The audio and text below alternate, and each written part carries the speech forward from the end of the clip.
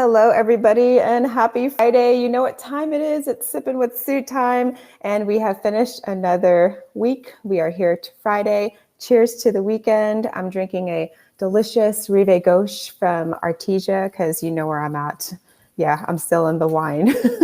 I'm in the wine business. That's how we roll. But I would like to introduce my guest for this week, and it's Rich Aldridge, my soap maker extraordinaire. Cheers, my friend. Oh, I can't hear you. Okay, can I go ahead and talk for me? Yep, I don't have audio for you. Not yet. Nope, not yet.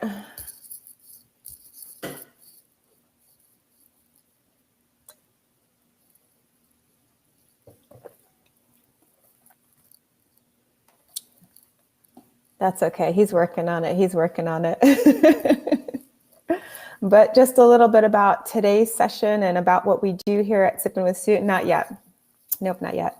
What we do here at Sipping with Sue is we get to relax, let our hair down, and enjoy the fact that I got you, and enjoy the fact that we have made it through another week and that we're here and living life, whether it's a little bit limited right now because of COVID. That's why we've got this virtual thing going on, but it's a good time to chat with real people doing real things extraordinarily. And that's exactly what my good buddy Rich here is doing once we can get some audio for him. Nope, not yet.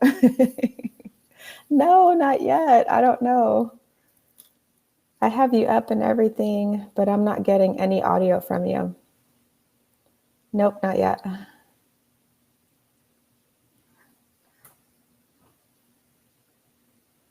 We'll work on it. We're working on it. Technical difficulties. It happens every so often. I have technical little fairies and gremlins that like to poke holes in my computer and do things in there all the time. So I get it. It's all good.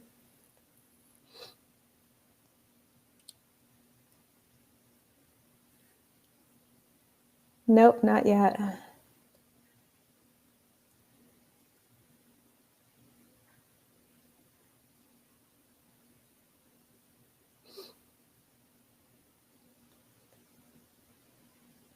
Maybe, I don't know, maybe we can step out and come back in. I'm not sure.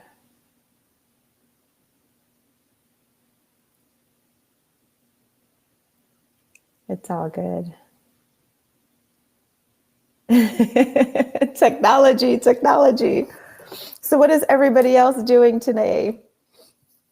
I hope everybody's doing well. And tell me what you're drinking, because we all want to know what everybody's drinking. It's happy hour time. It's time to go. Cheers. Let's pop a bottle off and pop some bottles. Okay, so we've got a few jokers already online. Hello, John Clayton. How are you? John wants to know where your IT support is, Rich. Just saying. He's like, hold on.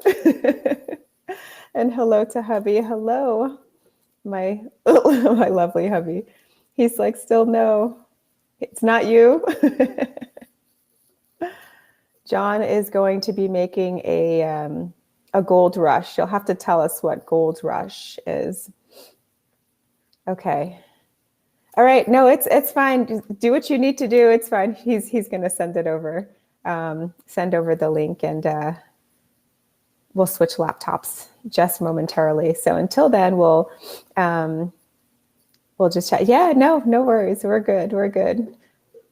So John says gold rush. So John, tell us, what's in a gold rush? What are you guys making tonight? Gold rush sounds like almost like gauche lager. Do you guys remember that? That really horrendous. Hey, I've got Denise on. Okay, let me see if I can hear her though. I don't know. Let me see. Hold on. Let me see. 2, 3, 4. Yep, gotcha. Hey. Up. And I'm the one that didn't want to be on. I said, I'm not the audience. No. I'm tech support. Yes, you are. Hi, how are you? Good. How about you? I'm good. I'm good. Obviously, I'm trying to be in the background, and no, I'm not. So It's now we need okay. to move it. So hold on just a second. Yeah, absolutely. We So got this. I am really tech support in our house, though. Kind of funny. So let me. Yeah, so I think we have the answer at who's my tech support. I love it. Well, everybody, let's welcome Rich with that grand entrance. Well, what I wanted to say when you were talking about your lovely wine is I'm on $2 Chuck, so can't compete. $2 Chuck. What is that? Trader Joe's. Oh, okay. I haven't Charles had. Shaw, you can't beat it. Okay, so I haven't done a Trader Joe's wine, so I'm not privy to that one. Again, since COVID, what Wine and I have been doing is, when everything shut down, we were like, oh my gosh, we went through that wine really, really quickly. So we decided to add a subscription to our payroll, which Artesia is on that right now. So we get our wine delivered from Artesia, which is a winery out in Napa that we absolutely love and adore. So yes, but cheers. Cheers. It's been a long week. It's been kind of crazy, but I'm so excited For a 4-day week, it has been a long week. Yes. It's absolutely unreal. Hey. So it's working. It's working. It's working. So you guys are live. So we are good and ready to roll. I always say it's the irony. IT is my professional business, right? But I can't ever figure out how to get IT to work. It's the grand irony. That's okay. You know what? I can't spell IT. Yeah, it's all good. It's all good. I'm telling you. So we've got Rich in the house. Whoop, whoop. And he is our soap maker extraordinaire. So we're just going to go over a little bit of how we met. How long ago was it that we met? And it was over drinks. It's probably been about 6 years. So I've known your husband for about 8. And then I think it was at one of the IT conferences in San Antonio about 6 years ago, November 15, I think, is when I got to meet you. And so it's been about 6 years. Yeah, and it's been fantastic. It's always a good time with Rich. We got to see him not too long ago, and he introduced us to pickleball. And I was like, what is pickleball? I don't even know what this is. So it's really cool. And then so it is the sport of the future. Apparently, yes, definitely. But so we were, over pickleball, we decided that we wanted to chat a little bit about, or we started chatting about soaps and stuff. And he had brought over this lovely array of soaps for me. And I'm like, I didn't know that you made soaps. That's so cool. And so your soap, the soap label, I guess the name of it is called what again? It's Fab Fizzies and Foam Bars. So how I got into this is both my daughters do dance, and my oldest daughter, she got to that age, 12-ish, 13, where, screw the lemonade stand. She goes, I want something that's going to bring in bigger bucks, right? So she had me making bows for her because the girls were wearing bows for dance, and she said, hey, Dad, I want to make bows. Well, what she meant by I want to make bows was, Dad, you become my free workforce. You make them, I sell them. And so we were making bows, and she was selling them at dance, and she was selling quite a bit. I mean, she was making probably $150 a month, just, hanging bows up on the wall and people buying them. And so the younger sister wanted in on the business, and the older sister said, I don't think so. And so I said, okay, well, Caroline, you figure out what you want to do, and I'll help you. And so, both at the time we're spending, $12, $15 a pop on bath bombs from Lush. And she goes, well, how about bath bombs, Dad? I'm like, sure, why not bath bombs? And so I looked up on YouTube, and we started making bath bombs. So I started buying fragrances and colors and a whole bunch of stuff to make bath bombs. And oddly enough, bath bombs weren't really selling. And so her business never really took off.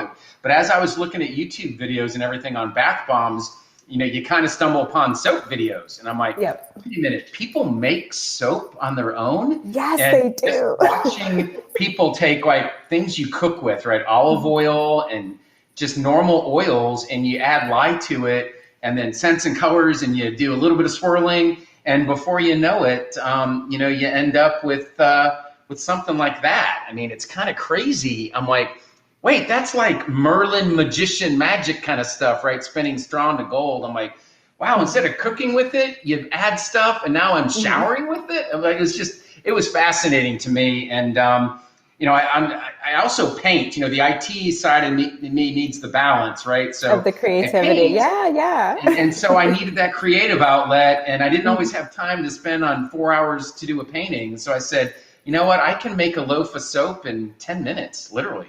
And so I started, even though the bath bomb business kind of went by the wayside, I just started making soap for the last 6 years, and it's a stress relief. And and it's so actually the reason for the name is Caroline named it. So I said pick a name, and she picked Fabulous Fizzies. And I'm like, well, that's a little long, and so it turned into Fab Fizzies. And then when I started making soap, we just added the foam bars to it. So it's Fab Fizzies and foam bars. I love it, and it's not yet something that's out to the public. So so I'm like super blessed and grateful that I have like an array of these, because once you gave them to me. I went over and you made one specifically for Juan as well. That was called bourbon and what? Bourbon and tobacco. So he had a big.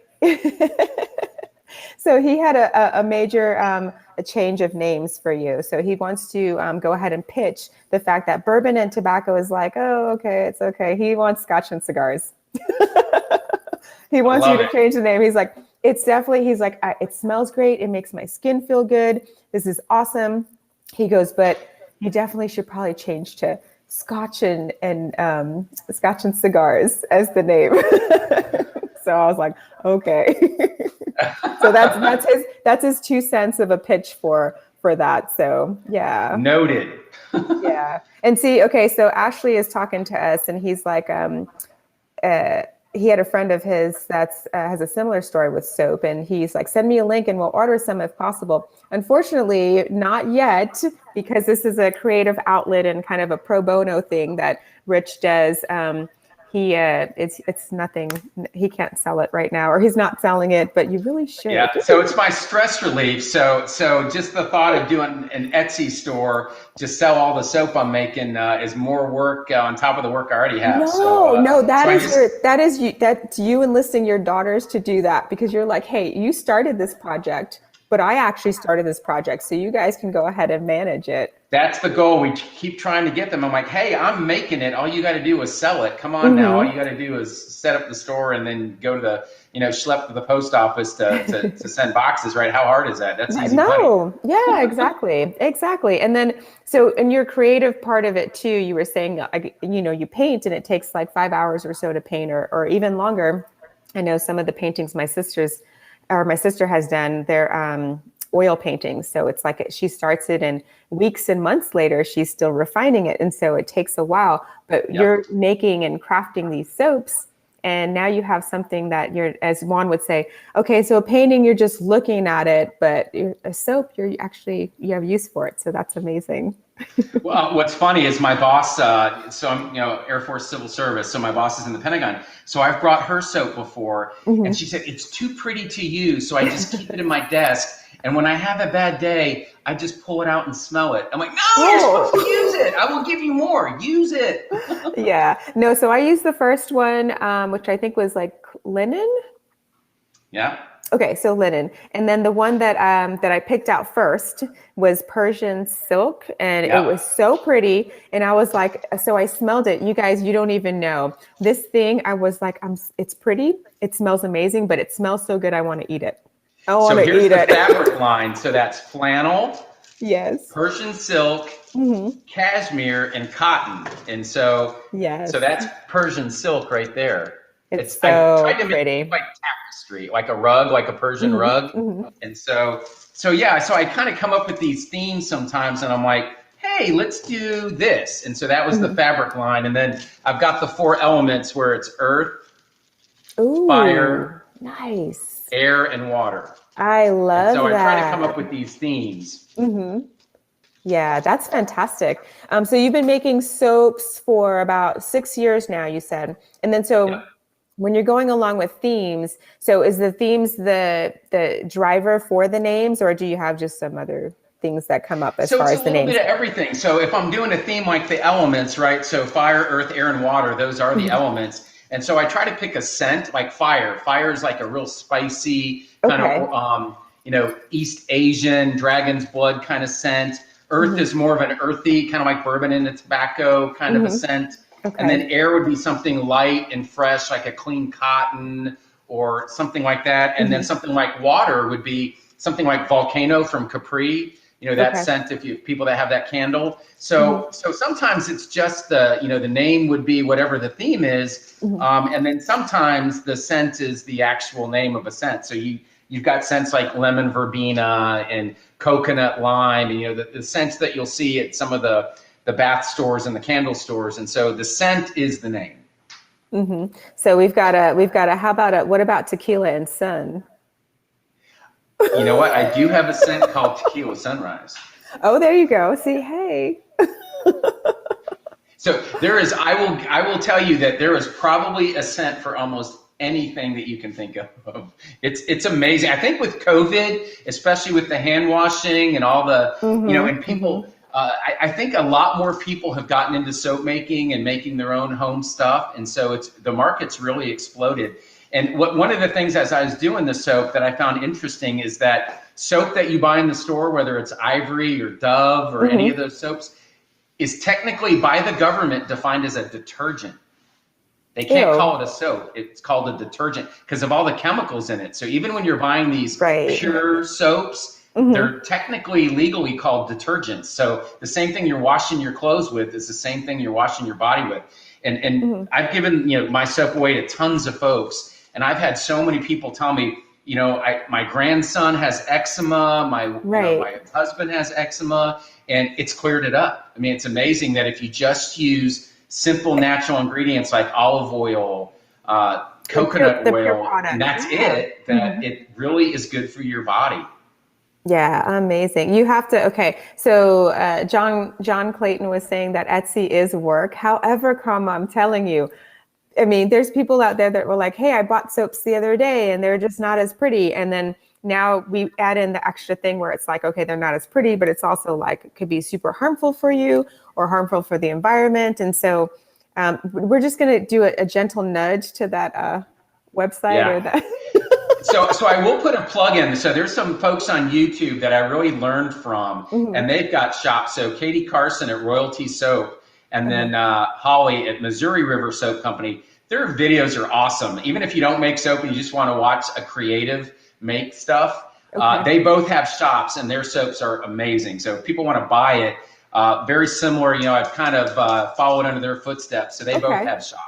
Okay, so we'll add their links into the thread and stuff a little bit later on once we post this. But so let's see how you make these wonderful soaps. Yeah, absolutely. So I've got everything ready. So I'm going to have my trusty assistant come over and kind of tilt the screen a little bit so we can see. So right here I've got a whole bunch of oil. So it's coconut oil, olive oil, palm oil, sustainably harvested palm oil, sweet almond oil, and castor oil. And then I've got just water and sodium hydroxide, which is otherwise known as lye, right? So that's the ingredients. Glasses. And then here I've got fragrance oil. So this is called blood orange and goji berry. So that's the fragrance I'll be using today. And then I've got some colorants, and that's really it. So what I'm going to do is, because I'm using lye, you got to throw your glasses on to be safe, and I'm going to throw on some gloves. Even though I've done this a lot, I don't think I'm going to spray any lye on me because lye will burn your skin. But just in case, so safety first. Since this is going on YouTube, I want everyone to know, yes, I'm being safe. I kind of look like Robin from Batman, don't I? I just need the R with the little outfit and well, we don't need Lycra. That would be a little scary for everybody. So I'm going to go ahead and pour the lye and the water in here into the oils. And what that's going to do is it's a chemical process called saponification. And that's what actually makes the soap. I'm going to use a hand blender. I could whisk this, but it would take about 10 minutes, where a hand blender will make this go super fast. So I'm going to do this for about 10 or 15 seconds so you'll hear a noise. And so I'll do that real quick. That's just to mix the lye water and the oils together so that the saponification process starts.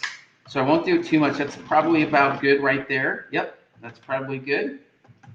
So let me remove that. And then what I'm going to do is I'm going to separate the mixture into separate tubes here. So this is where you're going to get the color swirls and the different kind of looks to everything.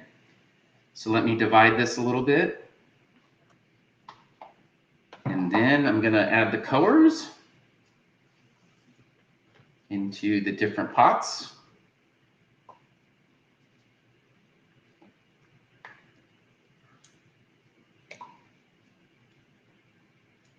And then I'm going to add the fragrance oil to each pot. This isn't scientific. It's just kind of, I'm going to guess and try to divide it all up equally. Okay, so that's all added. And then I'm just going to stir the fragrance oils and the colors together. That one's done. So mix this one.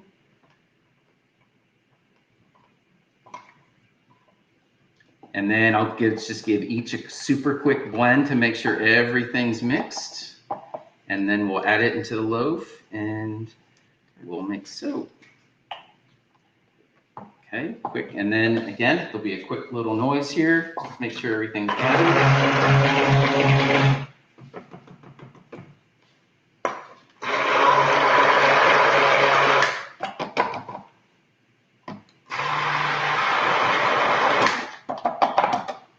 Again, you could do this by hand with a whisk, but it's so much quicker with the hand blender. Okay, so those are done.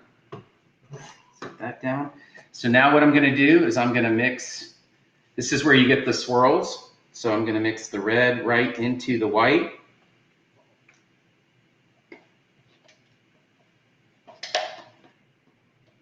There's that. And this is called a loaf mold. So when you make a loaf of soap, it literally is a loaf. So I'm going to go ahead and pour this into the loaf. And then I'm going to mix the two oranges together by themselves.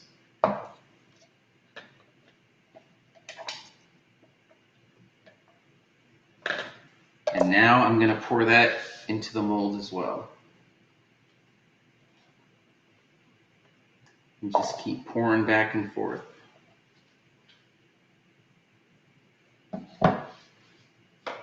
Just like that.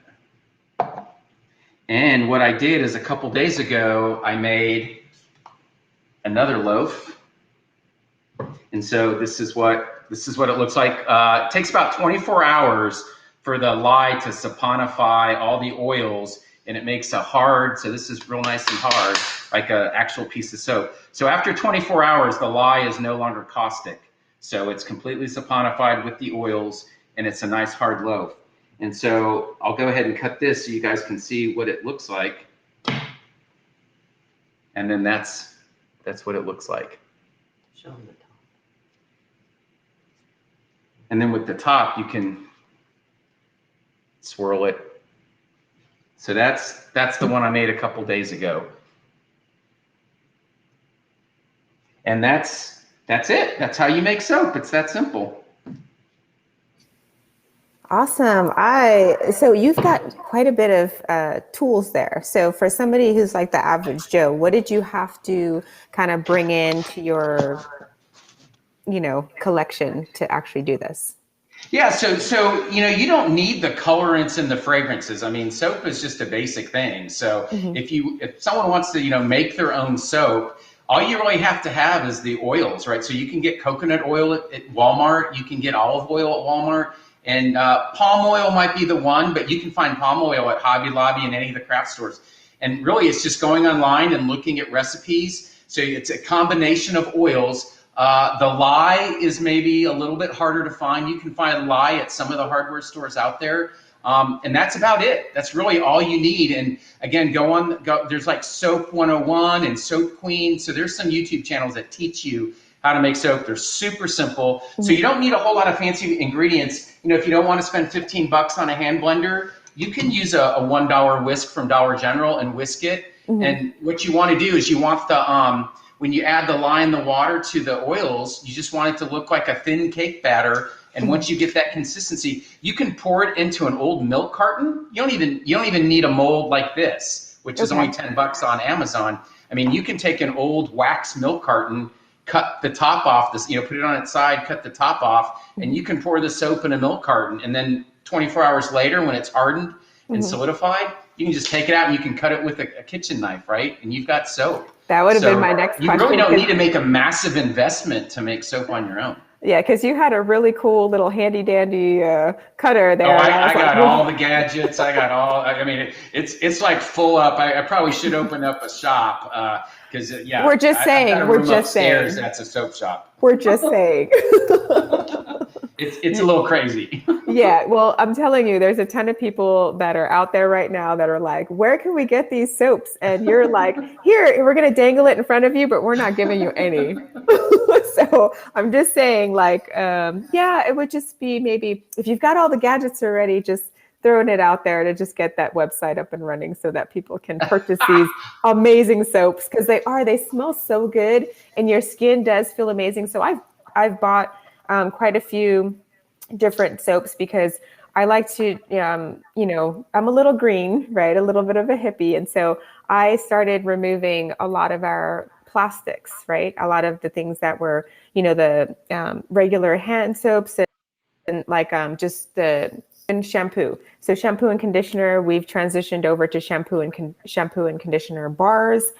So I've taken away the plastic from there and put in the soaps and stuff. And so it's just been, for that, it's what is your take on that?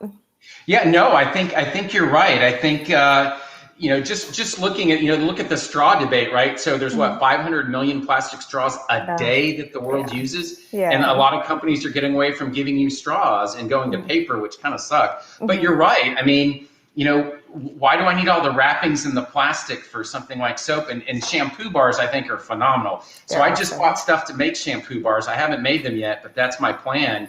And hopefully I can convince my girls to use them, because you're right. So my hair would. How many plastic bottles get thrown away, right? Yeah. There's a lot. And so being able to transition over to soap and being able to buy soap from somebody that's using sustainable products, that's also really good for hard water areas, because here in San Antonio, hard water is a major issue. And so even though you buy and purchase soaps that are handmade and they're not, you don't have the issue with plastic, you still have the issue with, is my skin going to be soft? Is it gonna, is it gonna moisturize? And am I gonna just walk off and look like super ashy when I get out of the shower? Yeah. So it's one of those things too. So again, it would be fantastic to see you guys out and about doing the Fab Fizzies and foam bars out in Etsy or any website or whatever, what have you, just to kind of, if it's a passion of yours and you're, a lot of people would really love it. And once you have the basic ingredients, you can really venture into a ton of stuff. Like you said, shampoo bars, it can be bubble bath, right? There's the bubble bars that you can get at Lush that are like $15, and they're hard bars, but you put them under the faucet of the tub and it makes bubble bath. So it's the same thing. Once you invest in some of the basic ingredients in the scents, you can make a whole wide shower melts, bubble bath, the foaming hand soap that you can get. So all foaming hand soap, basically you're buying the container for water. You can take any shower gel and add it with water and put it in the foaming hand dispenser. And it's crazy how much you'll pay. You pay $6 for foaming hand soap that literally you can make for 25 cents if you have basic ingredients. Oh my goodness. And just keep reusing the same container, right? Yeah. And then, those things, exactly. So that's crazy. But I would want to say, because we're getting close to time, but I want to thank you so much for coming on for sure and showing us how you make soaps. It's been fantastic to have you on. It's been, you opened up a can of worms, because I was like, oh my gosh, these soaps are amazing. And we need to talk about it. Because, one day I just got to get rid of this crazy job, right? And then I'll be the soap king. Yes. Oh, I like that name, the Soap King. You guys that are watching, just wait.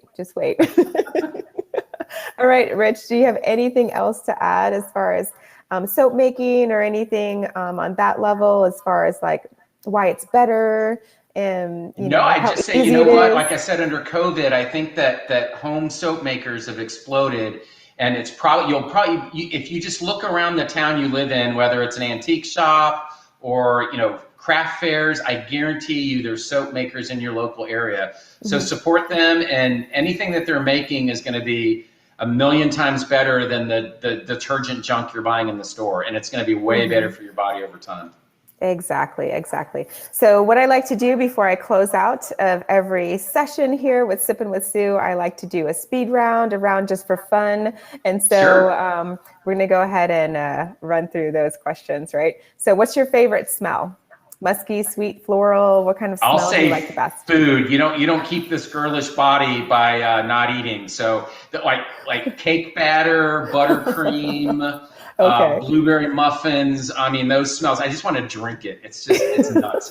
Well, Persian silk from you, I want to eat, literally. So I get it. All right. So do you like baths or do you like to take showers? Oh, showers, absolutely. But I will say, as I'm becoming a pickleball master, my aching body does occasionally enjoy the soak with Epsom salt to help my muscles. So definitely shower, but I'm not opposed to the occasional bath. Oh yeah, I love an Epsom salt bath. I agree, for sure. Okay, so what's your favorite color? Since you were swirling tons of colors and you continue to do that with your soaps, what's your favorite one? I'd say green. Just because it smacks to nature, right? It speaks to nature. Absolutely. And then, so bubbles or salts, since we were talking baths, but that may have been a question. Why can't we have both? Okay. Right? Let's be honest. So nothing like a good Epsom salt bath with bubbles, right? Gotcha. Okay, so a little bit of both. I love it. Okay, so for everybody that's out there on Facebook land, if you have not subscribed to my YouTube channel, definitely subscribe. Hit the bell for all of the new things that are coming out. And so it's under Szu-Moy Toves. And I thank you so much again, Rich. Next week, we were going to have a mama that's been doing amazing things all the way around. She's got 1,000 kids. Just kidding. But she's got a lot of kids. And she is doing amazing things. And we're going to talk with her next week. So we'll see you guys next week and have a good weekend. TGIF, everyone. Take care.